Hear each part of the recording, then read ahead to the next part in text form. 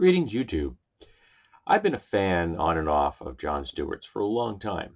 I know that he has done, on occasion, problematic things like defending Dave Chappelle, even though he's a transphobe. Ironically, he recently did an interview with the Arkansas Attorney General. And in that interview, in an absolute calm, even tone, utterly unconfrontational, he just called her on her bullshit. Because the woman is endorsing and supporting laws which target trans kids, which will kill them because these laws prevent those kids from getting the vitally needed medical support that they desperately have to survive. These are kids who need the medical community to help them find their path through the chaos of bodily dysmorphia, of not knowing how they fit into the world on a gender spectrum and trying to find the spot that makes them happiest and healthiest. And there is a plethora of medical support, evidence, peer-reviewed studies and treatments and everything, which show that these types of trans medical processes help kids. It saves lives. It's that simple. And the AG just lies and lies and lies again and again and again. And Stewart calls her on it every time she does. And as my friend Amy pointed out, this should be considered the bare minimum, the floor of journalism.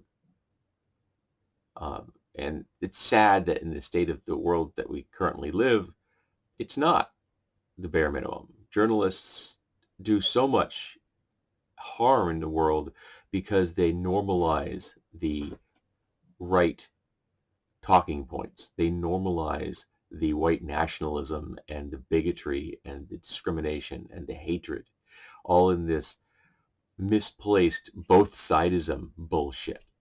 There are positions that are not worthy of respect. There are positions that are not worthy of consideration as legitimate worldviews, even for a heartbeat.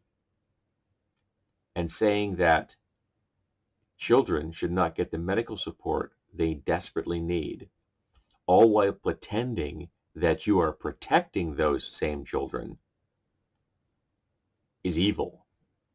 In particular, one of the things that's always got me is they keep hammering in the fact that trans kids are like getting surgery, and they're not. No one is performing gender confirming surgery on minors. It just isn't happening.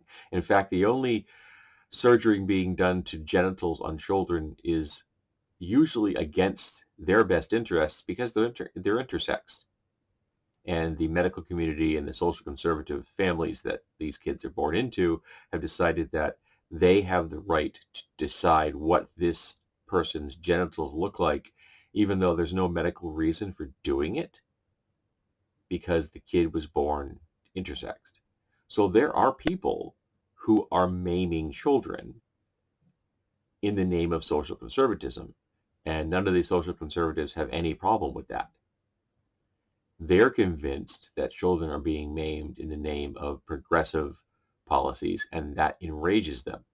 But you see, when kids get hormone blockers, absolutely harmless, totally reversible. And if they go a step further and they're given hormone treatments, again, totally reversible. You stop taking them. That's it. And the bodily changes will return to what the kid had had prior to the hormone treatments or prior to the hormone blockers. That's it. There is no permanent damage. And so when she repeatedly says there is, she's lying.